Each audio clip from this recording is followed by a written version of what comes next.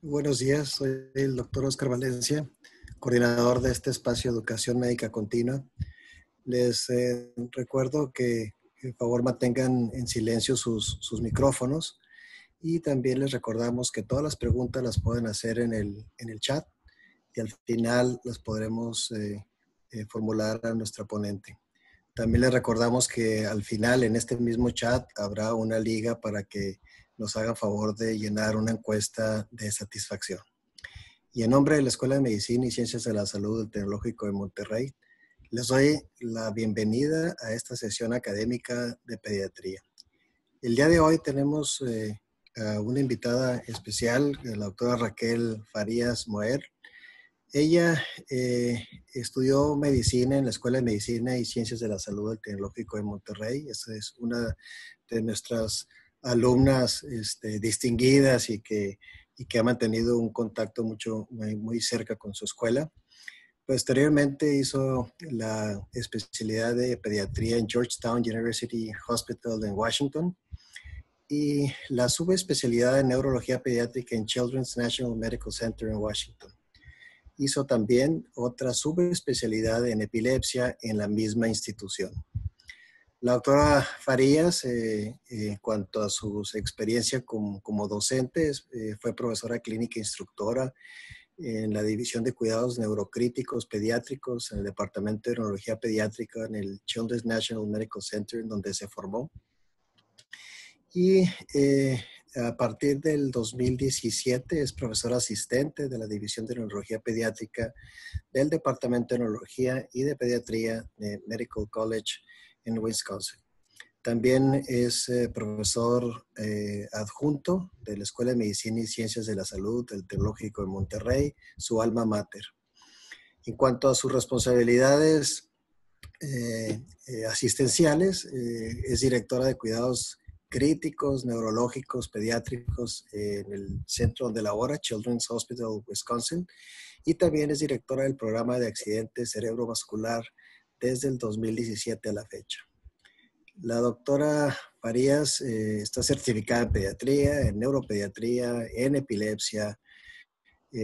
Tiene muchos reconocimientos, entre los que podemos resaltar es residente del año en el 2013 y recientemente ha sido distinguida en Milwaukee como Top Doctor y es un reconocimiento que le han hecho. Pertenece a múltiples sociedades profesionales, es revisora también en revistas indexadas y es autora de 16 artículos, es autora también de un capítulo de un libro en congresos de neurología pediátrica, pues ha presentado muchísimos trabajos y yo podría seguir hablando de la autora, pero mejor vamos a escucharla. Con un tema que como pediatras no es un tema que lo vemos frecuentemente, lo vivimos mucho como residentes. Los médicos que trabajan en urgencias se enfrentan un poquito más a esta situación, pero como médicos de primer contacto no es una situación que la vivimos de manera cotidiana. Sin embargo, debemos estar al día en esto y poder actuar de manera pronta y acertada antes de pedir el apoyo de un neuropediatra. La doctora Raquel Frías, bienvenida y muchas gracias por aceptar estar con nosotros. Adelante.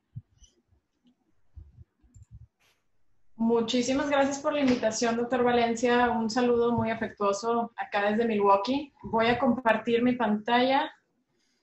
Esperemos que esto funcione bien. Y por favor díganme si pueden ver mis diapositivas. Perfecto. Nomás si la pudieras, ahí está. Ahí está. Ok. Bueno, muchas gracias. De nuevo, muchas gracias por la invitación. Muchas gracias a todos los que se han unido a esta conferencia de Zoom esta mañana. De antemano les voy a pedir una disculpa si acaso pocheo un poco. Ya llevo un poco de tiempo acá en Estados Unidos y la gran parte de mi entrenamiento, especialmente en neurología, ha sido en inglés. Y también disculpas por la falta de acentos. Al usar computadoras acá de Estados Unidos no es muy fácil poner acentos y muchas veces me los quita la computadora. Pero bueno, Vamos a comenzar hablando de estado epiléptico refractario, síndrome de Fires y North. Y primero que nada quería mencionar que no tengo ningún conflicto de interés al dar esta plática. Los objetivos que planteo son repasar los diferentes estadios de estado epiléptico y los cambios cerebrales que suceden. Después vamos a definir el síndrome de North y Fires, que básicamente es un estado epiléptico muy agresivo que recientemente se ha reconocido como una entidad específica en niños y tiene secuelas tanto neurológicas como del desarrollo y asimismo impacta a las familias muy fuertemente. Y es importante reconocer estos términos que se han utilizado. Vamos después a introducir las investigaciones diagnósticas de North y Fires. Después analizaremos las hipótesis para la fisiopatología que se cree que es responsable del síndrome de North y Fires. Y vamos a evaluar las recomendaciones de tratamiento, así como los posibles medicamentos, porque esos tienen un poco de impacto de cómo tratamos a los pacientes tanto en la clínica como en el hospital. Y por último, vamos a repasar las secuelas crónicas de los síndromes de North y Fires. Y vamos a hacerlo todo mediante un caso. No sé si en Monterrey aún se usan los beepers, aquí aún se utilizan.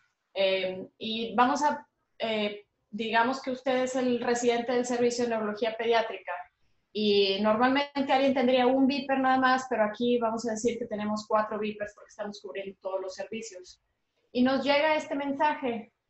Por favor, venga a urgencias. Hay un paciente de 10 años que tiene convulsiones, tiene historia de fiebre hace 2 días. Entonces, vamos a urgencias y encontramos un paciente masculino de 10 años, diestro, con una convulsión de 5 minutos de duración. Se reporta que la convulsión fue focal y secundariamente se generalizó. El paciente fue llevado a emergencias. Él tuvo un prodromo de fiebre de 38.5 Celsius hace 48 horas y en emergencias ya le dieron una dosis de lorazepam intravenosa. Tiene un historial familiar, social y personal que básicamente no es relevante. Y el examen en emergencias nos demuestra un paciente afebril actualmente, con signos vitales estables, examen general normal. En cuanto a su examen neurológico, vemos un paciente encefalopático con los ojos cerrados que no se reanima al aplicar maniobras de dolor. No está hablando, pero emite sonidos que no son muy comprensibles. Él retira todas las extremidades en contra de la gravedad cuando se le aplican maniobras de dolor. Tiene reflejos osteotendinosos elevados y tiene un Babinski bilateral. Le realizan laboratorios en emergencias que son normales, sodio normal, glóbulos blancos normales, hemoglobina normal, todo normal, ¿va? Y le hacen una punción lumbar que también resultados normales, proteína, glóbulos blancos, glóbulos rojos, etc. Le hacen una resonancia magnética del cerebro, la cual también tiene resultados normales. Y básicamente tenemos un paciente que tuvo una convulsión después de un prodromo de fiebre. Y en este momento creo que es importante hablar como la mayor parte de las convulsiones terminan por sí solas, porque hay lo que se le llaman los botones, el off button, que son las maniobras que tiene el cerebro para terminar la hiperexcitabilidad durante una convulsión. Y esos mecanismos son bastante variados. Pero principalmente se pueden dividir entre 3. Desde membranas que están cerca de la sinapsis hasta circuitos que están un poquito más lejos. Por ejemplo, en convulsiones que son focales, hay mecanismos que son responsables para terminar una convulsión que actúan a distancias muy cortas de donde comienza la hiperexcitabilidad. Y normalmente eso es eficaz para una convulsión focal. También hay contribución de neuronas que están un poquito más lejos, así como la glía que está a lo que se llama distancia intermedia, que puede ejercer su influencia sobre la neurona que está hiperexcitable para, una vez más, apagarla. Y por último, hay contribución de los núcleos que están muchísimo más lejos, como por ejemplo la sustancia negra pars compacta, núcleos talámicos, que pueden modular las convulsiones desde mucha más distancia de acuerdo a dónde inició la convulsión. Pero hay veces, cuando la mayoría de las convulsiones se pueden mitigar con ese tipo de procedimiento, con ese tipo de reacciones del cerebro, pero en ocasiones lo que le llaman el off button no funciona. Disculpe. Entonces nos vuelven a llamar, nos vuelven a mandar un beeper, que llamemos al residente de primer año porque el paciente nos está despertando. Vamos a la camilla donde está el paciente, tenemos un examen muy similar al previo, pero ya han pasado un par de horas. Entonces, en este momento, nuestro diagnóstico diferencial, después de que un paciente tuvo una convulsión de 5 minutos, se le dio una dosis de lorazepam, pues se expande un poquito. Podemos pensar, bueno, el paciente aún puede ser que tenga convulsiones subclínicas, el paciente puede ser que tenga una meningoencefalitis, ya tuvo una fiebre hace tiempo y por lo tanto puede estar encefalopático por el estado infeccioso. Puede ser que el paciente tenga un estado postictal prolongado, o puede ser el efecto de los medicamentos, o puede ser una combinación de todos estos factores. Entonces, lo que normalmente deberíamos hacer en este caso es aplicar un electroencefalograma para monitorear continuamente la actividad cerebral de nuestro paciente. Y a este paciente que ya platicamos, le aplicamos un electroencefalograma y vamos a pretender que este es el encefalograma que vemos. Como podemos ver, y ojalá puedan ver mi mouse, podemos ver unas ondas un poquito agudas. Y esta plática originalmente también la hice como para neurólogos, por si acaso hay neurólogos uniéndose. Pero podemos ver unas ondas agudas aquí que tienen un poquito de pico agudo aquí en esta región, así como en esta región, que básicamente indica la región frontal bilateral. Pero lo que más nos llama la atención es que, uno, no hay convulsiones, y dos, hay estas ondas que se le llaman ondas delta en cepillo. No sé si podemos ver como cepillito que está sobrenadando o sobre una onda delta. Entonces, vemos este patrón del electroencefalograma, nos llama la atención, pero sabemos que el paciente al menos no está en estado epiléptico no convulsivo. No hay convulsiones que nos esté mostrando nuestro electroencefalograma.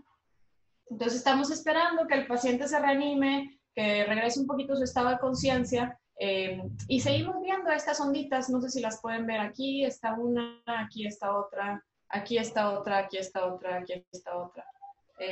Y ya las ondas agudas que veíamos antes en las regiones bifrontales ya no las podemos ver muy bien. En el segundo día de monitoreo, esto no es una convulsión, esta es una convulsión sutil, por cierto, definitivamente. Podemos ver que el paciente comienza con convulsiones. Las convulsiones comienzan en el lado izquierdo del cerebro y se esparcen posteriormente al lado derecho del cerebro, aquí, lo que se llama migración de la actividad ictal. Entonces, el paciente, al ya tener convulsiones en el electroencefalograma, se le dan medicamentos para mitigar las convulsiones. Normalmente esto se hace mediante protocolos de estado epiléptico. Y es muy importante resaltar que la adherencia a los protocolos de estado epiléptico debe de ser institucional, porque ya hay bastante evidencia en estado convulsivo que si las convulsiones no se detienen después de 5 minutos, hay que dar una benzodiazepina. Normalmente los protocolos de estado epiléptico recomiendan ya sea midazolam o lorazepam, y si uno está en casa con el niño, diazepam rectal es otra cosa que podemos recomendar. Pero una convulsión que no se detiene por sí sola después de 5 minutos probablemente no va a parar, entonces realmente debemos de intervenir con una benzodiazepina. Ahora, después de eso, después de dar una benzodiazepina, por cualquier ruta, de cualquier manera, cualquier benzodiazepina, ya sea midazolam, diazepam o lorazepam, a partir de ese punto ya no hay mucha evidencia que nos diga qué hacer. Lo que sí hay evidencia es que si no actuamos con un medicamento anticonvulsivo de segunda línea, como por ejemplo levetiracetam, valproato de sodio, fenitoína, las convulsiones van a durar más. Es lo que se le llama, mientras uno más convulsiona, uno más convulsiona. O sea, mientras más dejemos pasar la convulsión, más difícil va a ser de controlar. Entonces, este protocolo de estado convulsivo es el protocolo que tenemos en la institución donde actualmente trabajo y es muy similar a cualquier protocolo de estado convulsivo que podemos encontrar en Internet. Entonces, al paciente se le da levetiracetam, se le da fosferitoína, posteriormente se le da fenobarbital y el paciente no para de convulsionar. Hay evidencia reciente que entre levetiracetam a 60 miligramos por kilo, fosferitoína a 20 miligramos por kilo o valproato de sodio a 40 miligramos por kilo, no hay ninguna diferencia en cuanto a la eficacia para disminuir, para parar una convulsión. Lo que sí se sabe es que si no se actúa rápido, los efectos van a ser peores. Entonces al paciente se le sigue el protocolo, las convulsiones no se detienen y por lo tanto tiene que ir a la unidad de cuidados intensivos para comenzar una infusión continua de midazolam, que es lo que normalmente se recomienda cuando un estado convulsivo no se detiene con medicamentos de segunda línea. Entonces, a mí me gusta describir el estado epiléptico como correr un maratón mientras uno está deshidratado, en ayunas, en el calor, y al mismo tiempo nos está persiguiendo un perro rabioso. Básicamente lo que estoy tratando de decir con esta analogía es que el sustrato necesario para mantener la energía que requiere el cerebro para un estado convulsivo no está disponible. Sabemos que cuando hay convulsiones prolongadas hay un estado de energía deficiente y eso incluye disminución en la oxigenación cerebral, disminución en la perfusión relativo a lo que se necesita para mantener ese estado convulsivo que requiere mucha energía, disminución en la utilización de glucosa, en la disponibilidad de glucosa localmente y incremento en el lactato. Y las definiciones de estado epiléptico han cambiado bastante en los últimos años, porque antes se decía que un estado epiléptico se definía como una convulsión que duraba más de 30 minutos, pero hoy en día la verdad es que no dejaríamos a un paciente convulsionar por 30 minutos. Normalmente actuaríamos después de los 5 minutos. Entonces, básicamente lo que se dice es que estado epiléptico refractario es cuando las convulsiones persisten después de un medicamento que no sea benzodiazepina o cuando se necesita una infusión continua, como por ejemplo midazolam. Ahora, estado epiléptico súper refractario es cuando una convulsión persiste a pesar de 24 horas de una infusión continua, como por ejemplo midazolam, o cuando las dosis de infusión continua se disminuyen y las convulsiones regresan. Entonces, en este momento, nuestro paciente que ya se fue a la unidad de cuidados intensivos tiene estado epiléptico refractario, porque ya le dimos varias dosis del medicamento de segunda línea, le dimos levetiracetam, fosferitoína, fenobarbital, y ya le tuvimos que iniciar un medicamento de infusión continua, que es el midazolam. Entonces, hasta este punto, estamos en las primeras 24 horas, el paciente cumple con estado epiléptico refractario. Entonces, ¿qué es lo que está pasando en el cerebro de nuestro paciente? Después de que hay convulsiones muy prolongadas, hay internalización de los receptores GABA y hay exocitosis de los receptores NMDA. Los receptores NMDA son proexcitatorios y trabajan mediante la secreción de glutamato y revierten la reabsorción del calcio y básicamente son los responsables de la hiperexcitabilidad. Entonces, cuando los receptores GABA ya están internalizados, uno ya no va a tener el mismo efecto de las benzodiazepinas. Lo que significa que mientras más benzodiazepinas demos, vamos a tener los efectos secundarios como depresión respiratoria, hipotensión, etcétera, pero ya no vamos a tener la inhibición de la hiperexcitabilidad porque básicamente ya no están los receptores. Esto es algo que fue escrito hace varios tiempo y es la base de la utilización de ketamina un poquito más temprano en el estado epiléptico, inclusive cuando el paciente no requiere medicamento de infusión continua, porque la ketamina funciona en el receptor NMDA. Entonces, cuando ya no están los receptores GABA, más bien hay que actuar con los receptores que sí están presentes. Entonces, mandamos al paciente a la terapia intensiva, lo ponemos en midazolam, las convulsiones se controlan, pero después regresan. le ponemos una dosis de infusión continua de ketamina, las convulsiones inicialmente se controlan, pero después regresan, le ponemos un barbitúrico, que en este caso va a ser pentobarbital, si estamos en Europa probablemente sería tiopental, y finalmente logramos controlar las convulsiones en este patrón que se llama burst suppression, que son básicamente picos de actividad cerebral seguidos de periodos de aplanamiento del electroencefalograma. Entonces, en este momento tenemos a nuestro paciente, ya pasó una semana, tenemos a nuestro paciente bien controlado con dosis muy altas de levetiracetam, 80 miligramos por kilo por día. Lo tenemos en fosferitoína, 6 miligramos por kilo por día, con niveles altos de más o menos de 25. Lo tenemos en fenobarbital, a 6 miligramos por kilo por día con niveles de 60, ketamina, 10 miligramos por kilo por hora, midazolam a 2 miligramos por kilo por hora y pentobarbital a 5 miligramos por kilo por hora. Y tenemos control de las convulsiones finalmente después de una semana que estuvo batallando con las convulsiones. Entonces, más o menos esto es como siempre nos va con estos pacientes que tienen estado epiléptico bien agresivo. Normalmente se ingresan con una sola convulsión, tienen laboratorios bastante blandos, bastante normales, incluyendo el líquido suprarraquídeo, su resonancia magnética, sin nada realmente demostrándonos alguna normalidad. Pacientes encefalopáticos, el electroencefalograma en este caso nos muestra lo que le llamamos el delta brush, ondas delta en cepillo, sin convulsiones. Damos bastantes medicamentos, lo mandamos a cuidados intensivos para una infusión de midazolam. Repetimos la punción lumbar, lo cual nos muestra una pleocitosis muy pequeñita de solamente 12 glóbulos blancos, proteína un poco más elevada de 70. Mandamos un panel de anticuerpos inflamatorios que pueden ser los responsables para esto y también un panel viral infeccioso muy vasto. Nuestra resonancia magnética persiste normal. Aquí es básicamente lo que les comenté en cuanto a las infusiones continuas, donde comenzamos ketamina, comenzamos pentobarbital, finalmente logramos controlar las convulsiones con bastante medicamento. Usualmente si al día 5 ya las convulsiones no son controladas, utilizamos medicamentos para controlar el sistema inmune o la inflamación como metilprednisolona, así como inmunoglobulina intravenosa.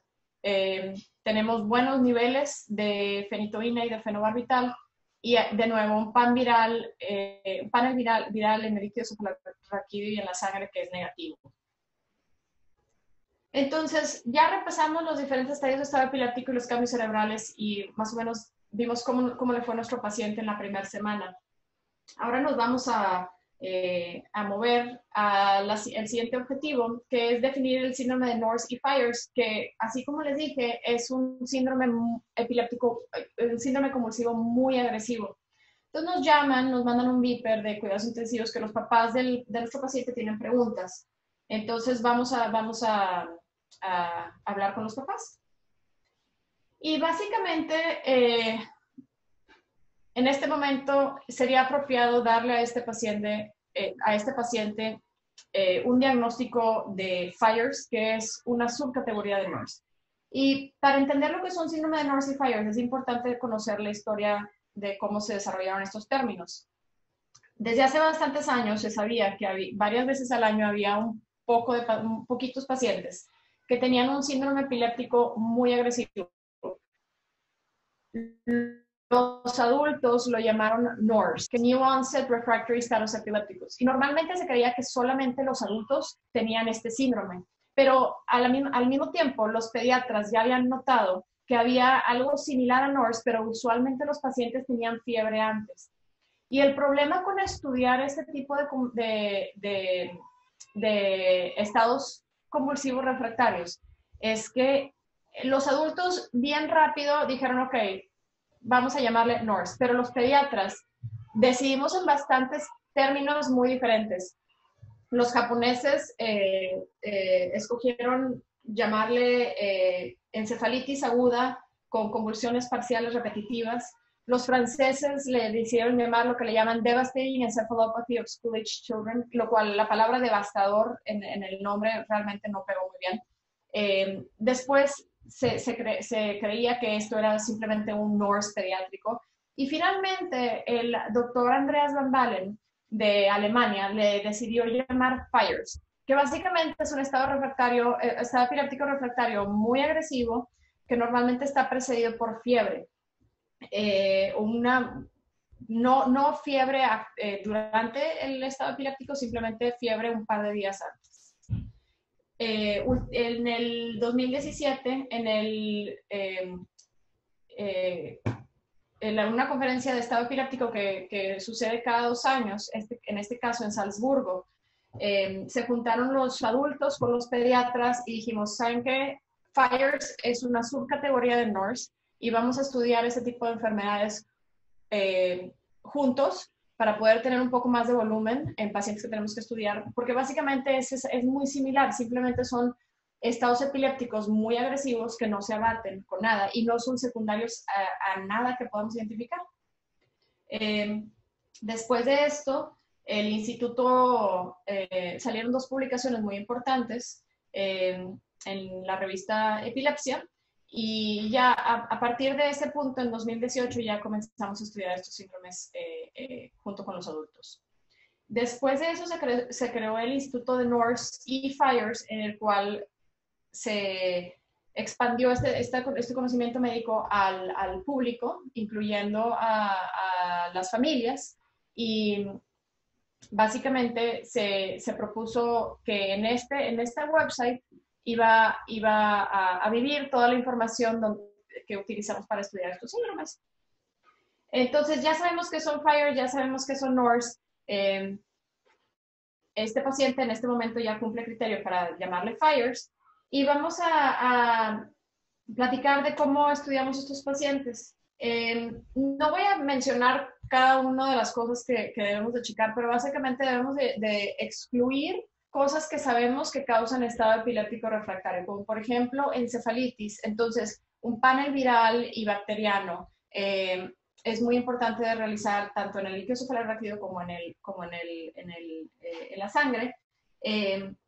Y obviamente esto va a depender de dónde estemos localizados en el mundo. Por ejemplo, no tiene mucho caso estudiar el virus del Nilo en lugares donde no es endémico el virus del Nilo, aunque ahora con el calentamiento global estamos viendo muchas enfermedades que antes no se veían en lugares muy al norte, presentes en esos lugares. Entonces tenemos que conocer de todas las especies que nos pueden dar un estado epiléptico refractario, que son infecciosos. Toda esta información, por cierto, está en el website del Instituto NORS, y es está súper recomendada para cualquier persona que tenga un estado epiléptico refractario en la unidad de cuidados intensivos en cuanto a que mandar de testes. Lo más importante que quiero resaltar es estudiar a estos pacientes de una manera autoinmune o paraneoplástica.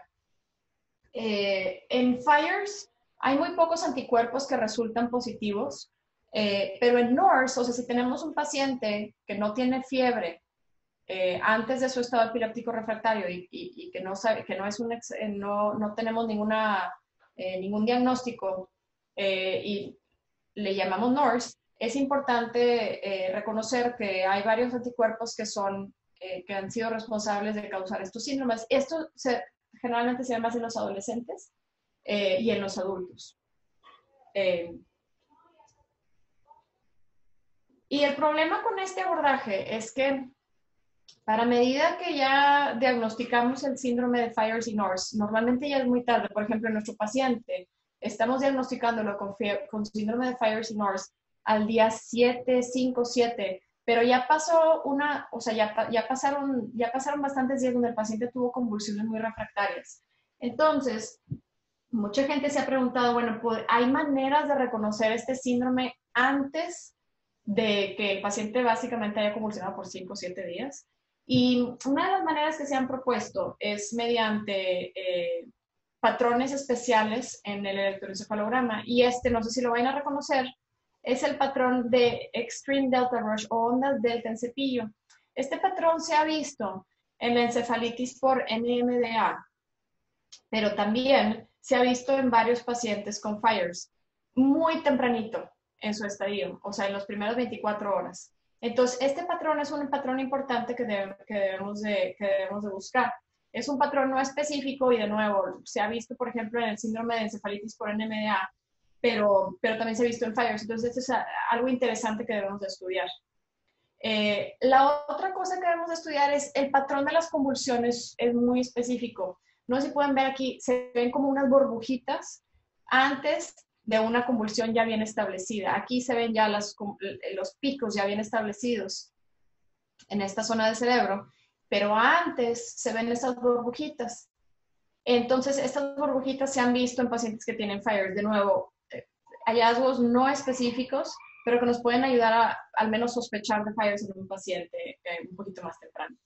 Y por último, la migración de las convulsiones. Aquí es muy claro que se puede ver que la convulsión comienza en el lado izquierdo, en el lado rojo, por decir, y después se mueve para el lado azul, que es el lado derecho, terminando en el lado azul, pero antes ya acabó en el lado rojo.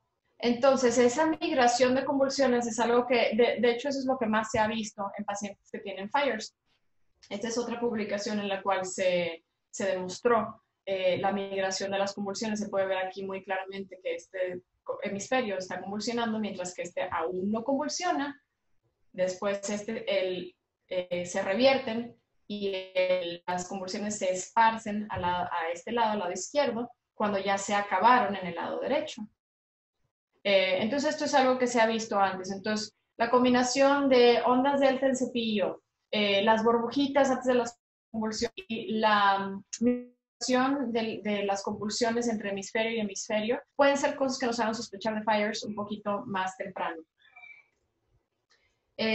Bueno, entonces, ¿cuáles son las hipótesis de por qué sucede North FIRES? ¿Cuál es la fisiopatología? Y la verdad es que voy a empezar con decir que no sabemos, porque ha habido bastantes investigaciones y no hay un buen entendimiento de por qué suceden este tipo de síndromes muy agresivos que provocan estas convulsiones muy refractarias. Normalmente lo que me preguntan mis pacientes cuando nos enfrentamos a esto es, ¿por qué está pasando esto? Tengo un niño que es completamente saludable, que le dio una gripita, un síndrome viral no específico, y 2 días después tiene un estado epiléptico refractario muy agresivo. ¿Qué está pasando? No hay ninguna historia familiar de convulsiones. Genéticamente no se ha encontrado un síndrome definido que pueda provocar ese tipo de síndromes. Sí hay un síndrome que se llama PCDH19, que es una mutación que actúa similarmente a FIRES, pero normalmente esto afecta a niñas mujeres más chiquitas, como de 2 años, y en test genéticos de pacientes con FIRES y NORS no se ha encontrado que ningún cambio genético sea prevalente. Normalmente estos pacientes se estudian de manera infecciosa muy, muy robustamente y no ha habido ningún tipo de entidad, de ningún organismo que se crea que es el causal de este tipo de síndrome. Todos los niños se reportan que tienen una enfermedad febril benigna previo a las convulsiones. Moquito, tos, hay gente que tiene diarrea, hay gente que le duele la garganta, pero nada en específico. Entonces, probablemente no es infeccioso. En cuanto a, bueno, igual estos pacientes tienen un cambio estructural donde tienen una malformación cortical que les está provocando una epilepsia, no hay ningún tipo de etiología estructural. De hecho, las resonancias magnéticas usualmente son normales temprano en el síndrome, pero después de que el paciente ha convulsionado por varios tiempo, sí hay cambios que se pueden ver en la resonancia magnética, pero generalmente son después del estado epiléptico tan agresivo.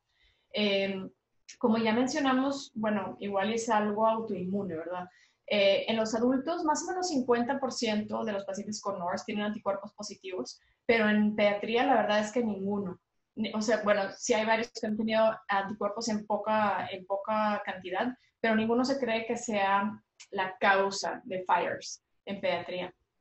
Bueno, igual y son cambios inflamatorios. Sí se ven cambios inflamatorios, como mencionamos en nuestro paciente, al día 7 ya tenía un poco de elevación en los glóbulos blancos y de la proteína. Y también hay otros cambios inflamatorios que se han visto en pacientes con FIRES, como elevación de la neopterina, varias citoquinas elevadas, proteínas elevadas también en el líquido cefalorraquídeo. El problema es que, ¿cómo sabemos si estos cambios son la causa del estado epiléptico o el resultado del estado epiléptico por 5, 7 días, 2 semanas, un mes? Hay pacientes que convulsionan por un mes. Entonces es muy difícil saber si estos cambios son el resultado o la causa. En cuanto a efectos ambientales, no se ha estudiado ningún agente que probablemente que pueda ser que esté causando esto. Este tipo de síndromes pasan tanto en el hemisferio norte, sur, en todos lados, en todo tipo de climas. No hay nada que hemos encontrado que sea causal en cuanto al ambiente. Entonces, bueno, es posible que sea una combinación de factores que juntos, en aislamiento, no generen un cambio, un estado epiléptico refractario, pero en combinación puede ser que cambien el balance de proexcitación y antiexcitación en un individuo. Puede ser la combinación de factores genéticos, infecciosos, inflamatorios, así como ambientales. Y una de las teorías que se tiene es que cuando un niño que está predispuesto genéticamente a convulsiones tiene una enfermedad febril X, le llamaremos enfermedad febril no específica, una gripita, una diarrea, cualquier virus no específico. Normalmente eso en este paciente que está ya comprometido genéticamente por cualquier vulnerabilidad que no podamos medir, esto lleva a un imbalance entre la actividad proinflamatoria y antiinflamatoria en el cerebro, lo cual lleva a activar al sistema inmune innato, que incluye la glía, las neuronas, los astrocitos y la barrera hematoencefálica.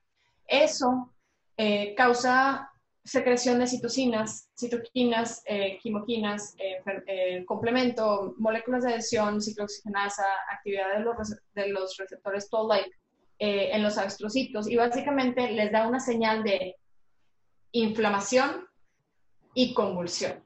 Entonces, por medio de secreción de varios transmisores y sustancias, como lo podemos ver aquí, que incluyen la interleucina 1, el High Mobility Group ROX1, las familias de quinasas, etc., hay muchos cambios cerebrales que hacen que el cerebro se cambie de anti-hiperexcitabilidad a pro-hiperexcitabilidad, lo que causa una convulsión. Lo que causa convulsiones. Y una vez que uno tiene convulsiones sostenidas, se hace un ciclo vicioso en la cual las convulsiones mismas secretan estos mismos transmisores, lo cual causan estos mismos cambios que estamos viendo aquí, lo cual causa más hiperexcitabilidad, lo cual causa más convulsiones que causan más secreción de estos mediadores. Obviamente, en este momento, cuando uno convulsiona por tanto tiempo, se abre la barrera hematoencefálica y todos estos mediadores inflamatorios se pasan al sistema, lo cual también provoca un estado proinflamatorio sistemático. Por eso muchas veces vemos rashes, vemos problemas de presión arterial, problemas de respiración, etcétera. Al abrirse la barrera hematoencefálica. Y después de que esto pasa por bastante tiempo, como por ejemplo por varias semanas, el individuo, el paciente, tiene cambios en su ADN que básicamente lo hacen predispuesto a la epilepsia. Entonces ya no es algo que es simplemente una secreción de mediadores inflamatorios, sino ya el paciente en su cerebro, en su ADN, tiene epilepsia, tiene predisposición a las convulsiones, y ya en ese momento ya es muy difícil controlar las convulsiones. Entonces, ¿cuáles marcadores están elevados en FHIR? Se han hecho varios estudios y básicamente no hay ninguno específicamente que esté elevado.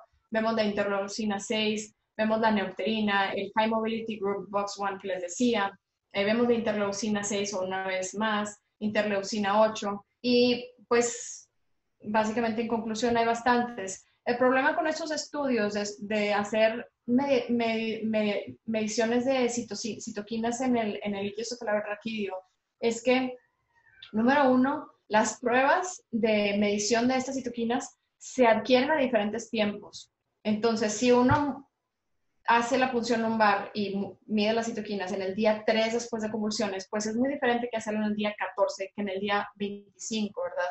Y no se sabe si este tipo de secreciones en las citoquinas son la causa de las convulsiones o el resultado de convulsionar por tanto tiempo, porque como hablamos, las convulsiones también causan hiperinflamación y la hiperinflamación causa convulsiones, entonces no se sabe cuál es cuál. También estos pacientes normalmente cuando se les hace estas funciones lumbares están muy enfermos en la unidad de cuidados intensivos y no sabemos cómo, bueno, podrán tener sepsis, podrán tener otras complicaciones que los hacen hiperinflamados. Y estas pruebas también, como ya habíamos mencionado, se adquieren con diferentes estados de convulsiones. Por ejemplo, en algunos pacientes se adquieren cuando el paciente no está convulsionando y en otros se adquieren cuando el paciente está en estado epiléptico.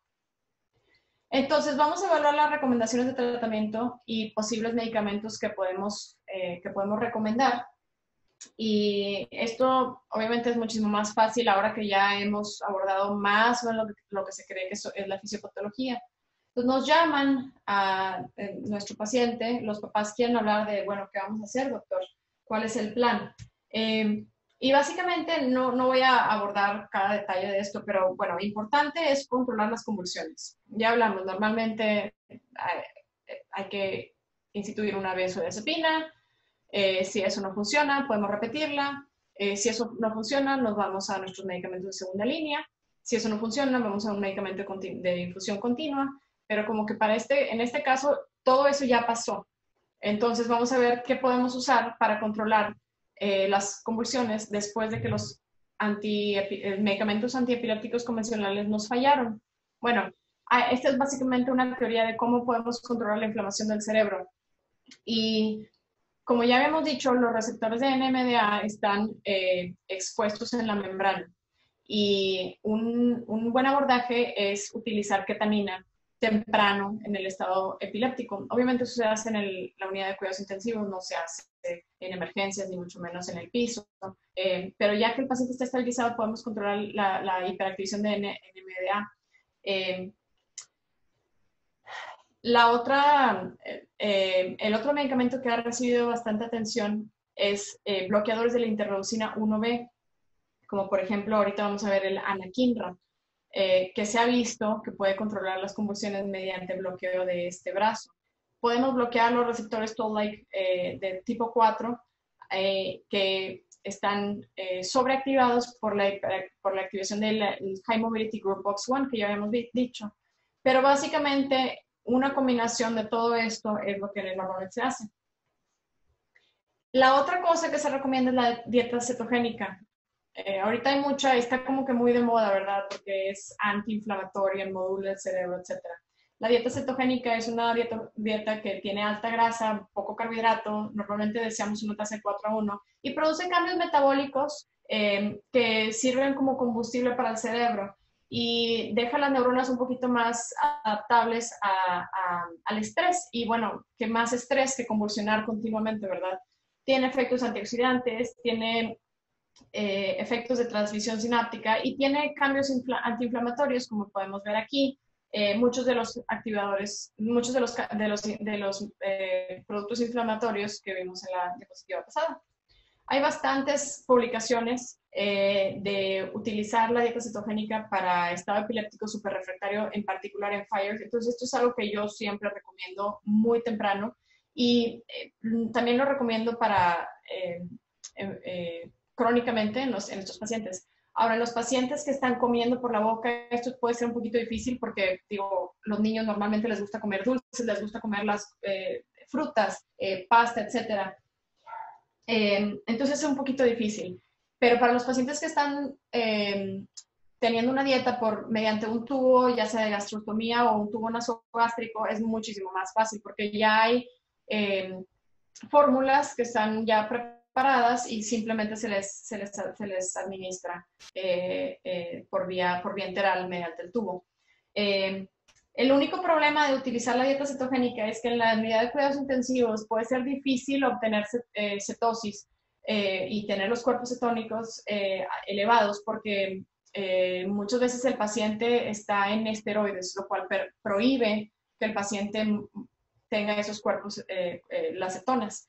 La otra cosa es que cuando el paciente lo tenemos en medicamentos altos, barbitúricos, dosis barbitúrica alta, que es muy frecuente en estos casos, tiene un hilio paralítico, lo cual nos prohíbe dar comida de la forma enteral. Muchas veces estos pacientes tienen que estar alimentados en la forma parenteral. Pero si se puede utilizar una dieta, yo siempre recomiendo la dieta cetogénica y recomiendo que se continúe cuando el paciente tenga el alta de cuidados intensivos. La otra cosa que recomiendo es anakinra, que es un antagonista del receptor de interleucina 1. Básicamente lo que se cree es que la interleucina 1B es proinflamatoria y está elevada en FIRES, como lo vimos en un par de diapositivas anteriormente. Es proexcitatoria y hace a ratas en el laboratorio convulsionar. Cuando administramos anakinra es un antagonista del receptor de la interleucina 1 e inhibe específicamente el 1B. La anakinra se utiliza para tratar condiciones autoinmunes como por ejemplo artritis reumatoide en niños, entonces ya está aprobada en niños, ya tenemos una dosis que sabemos que funciona. Y ha demostrado propiedades anticonvulsivas en modelos animales, en esas ratas que convulsionan por elevación de la interleucina 1B, si les dan anakinra, ellas dejan de convulsionar muy rápido. Entonces, por lo tanto, en la clínica Mayo fue la primera vez que se utilizó anakinra para un paciente con FIRES. Y en este paciente, no voy a entrar mucho en detalles, pero básicamente es un paciente muy similar al nuestro. Es un paciente que estaba convulsionando bastante, tenía fenobarbital, lacosamida, metilprednisolona, le comenzaron la dieta cetogénica, tenían al paciente en midazolam, y cuando le iniciaron anakinra, muy rápido las convulsiones pararon. Ahora el paciente desarrolló DRESS syndrome, que básicamente es un rash muy agresivo, y para asegurarse de que el paciente no haya tenido un efecto secundario en la anakinra se detuvo y volvió a convulsionar al paciente. Le volvieron a tratar topiramato, propofol, felbamato, ketamina, midazolam se le subió y volvieron a introducir la anakinra y el paciente dejó de convulsionar. Entonces, básicamente, después de ese caso, la mayor parte de la gente que tiene un paciente con FIRES comienza anakinra muy rápido. Bueno, ahora ya por último nos vamos a mover a pasar a las secuelas crónicas de NORSI FIRES, que es donde normalmente pues es la parte más triste de nuestro trabajo en neurología pediátrica, especialmente en la unidad de cuidados intensivos, porque a estos pacientes les va bastante mal. A nuestro paciente, así nada más para dar un resumen, se le empezó la dieta cetogénica anakinra, se le continuaron los medicamentos anticonvulsivos, se le detuvieron los esteroides. Tuvimos varias juntas con la familia, hicimos una resonancia magnética que demostró bastante atrofia, bastante daño cerebral, que probablemente era secundario al estado convulsivo refractario ya bastante extremo. Se le repitió la punción lumbar, no había anticuerpos, no había ningún tipo de virus que pudiéramos identificar como causa de esto. La resonancia magnética, de nuevo, con más atrofia para el día 18. Tuvimos más juntas con la familia. Las convulsiones regresaron. Y el paciente tuvo bastantes convulsiones, como por ejemplo falla hepática. Todavía estaba intubado con falla respiratoria, probablemente por la alta dosis de medicamentos. El paciente tuvo hipotensión, probablemente una combinación de factores. El paciente desarrolló rash, lo cual se veía bastante inflamada su piel, probablemente igual una combinación de factores. Entonces en estos momentos, ya cuando todo está fallando después de un evento anticonvulsivo, de un episodio convulsivo que duró tanto tiempo, uno ya no sabe ni qué hacer, ¿verdad? Porque ya tratamos todo, estamos al día 20 y sabemos que a estos pacientes les van bastante mal. Y llega un momento en el cual tenemos que ser bastante honestos con la familia y decirles, lo más probable es que al paciente no le vaya a ir bien. Los desenlaces, los outcomes en FIRE son horribles. Desenlaces agudos es cuando el paciente todavía está en cuidados intensivos. La mayor parte de los pacientes tienen un rash. Y esto probablemente es por lo que hablábamos de la interrupción de la barrera hematoencefálica cuando hay mucha inflamación sistémica. Pero también tiene que ver con el hecho de que lo tenemos, al paciente normalmente lo tenemos en bastantes medicamentos anticonvulsivos. Por eso mismo también hay disfunción hepática, así como arritmias. La estancia hospitalaria en promedio es de 80 días, imagínense, 80 días en el hospital. Y 38% tienen una resonancia magnética anormal que muestra hiperintensidades en el área periventricular. El 10% de estos pacientes se mueren. En cuanto a cambios crónicos, de esos que sí sobreviven, 87% tienen resonancia magnética normal con bastante atrofia. Y solo el 25% de los que sobreviven tienen un IQ normal. 48% tienen un retraso intelectual severo o en estado vegetativo. Y 87% tienen una epilepsia muy difícil de controlar. Entonces ya repasamos las secuelas crónicas de NORS y FIRES. Y por último, me gustaría introducir una terapia muy importante, que es introducir los cuidados paliativos temprano en este síndrome. Este es un artículo que escribió Nora Wong. Nora Wong es la persona que fundó el Instituto NORS. No es una investigadora, es PhD, de hecho no sé en qué sea PhD, no es doctora, pero su hijo a los 21 años tuvo NORS y ella vio exactamente una descripción de nuestro caso, exactamente igual que nuestro caso, pero muchas veces los doctores, decían, vamos a tratar esto, vamos a tratar esto, vamos a tratar esto, vamos a tratar esto, pero en todo el tiempo que estuvo su hijo en cuidados intensivos, nunca alguien le dijo, oye, vamos a tratar de reenfocar el cuidado que le estamos dando a tu hijo, a que sea más céntrico en tu hijo y vamos a ver cuáles son nuestros objetivos para él. Es evidente que a tu hijo no le va a ir bien. No vemos que esté moviéndose en una dirección, de mejoría. Básicamente cada vez está peor. Vamos a cambiar un poquito nuestro approach para cambiar los objetivos de su cuidado. Y básicamente, pues es algo muy importante. ¿Y qué le pasó a nuestro paciente de mentiras, verdad?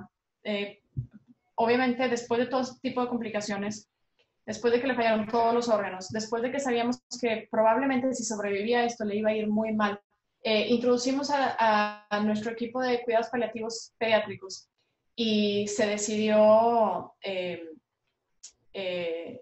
dejar de cuidarlo agresivamente y extubarlo, que inmediatamente se murió.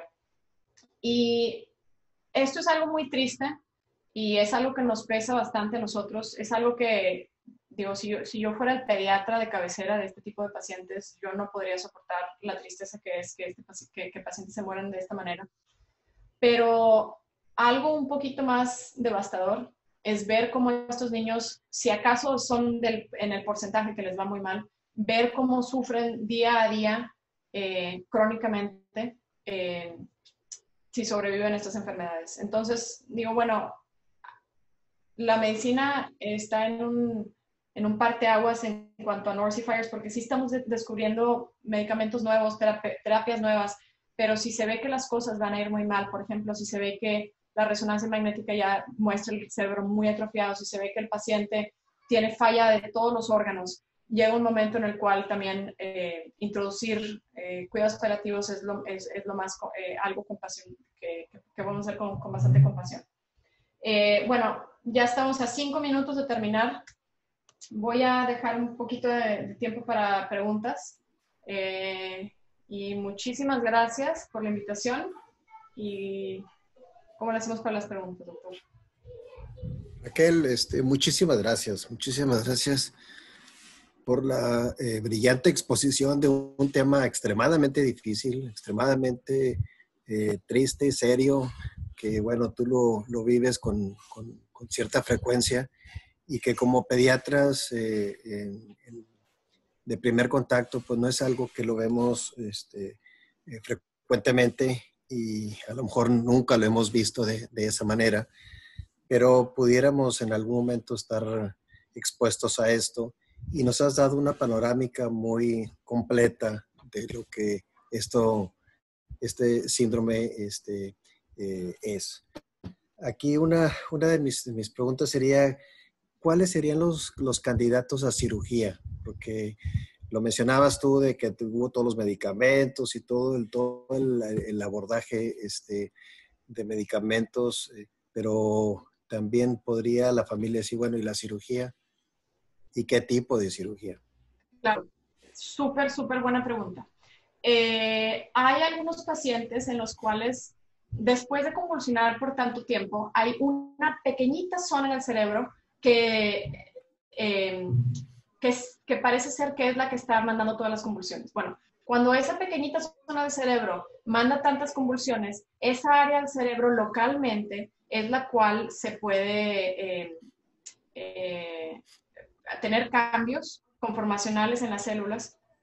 Y si nos toca la gran fortuna de que solamente sea un área y que esa área sea la que esté mandando todas las convulsiones, se puede hacer una resección de esa área si ese no es un área elocuente. Por ejemplo, si es un área que va a controlarnos el habla en un paciente ya mayor, pues es algo que no recomendaríamos. Pero la cirugía de epilepsia en los momentos agudos es algo súper nuevo que se está introduciendo para el cuidado de estos pacientes, porque si encontramos que es solamente un área, esa área se puede resecar. La otra cosa que se ha considerado es la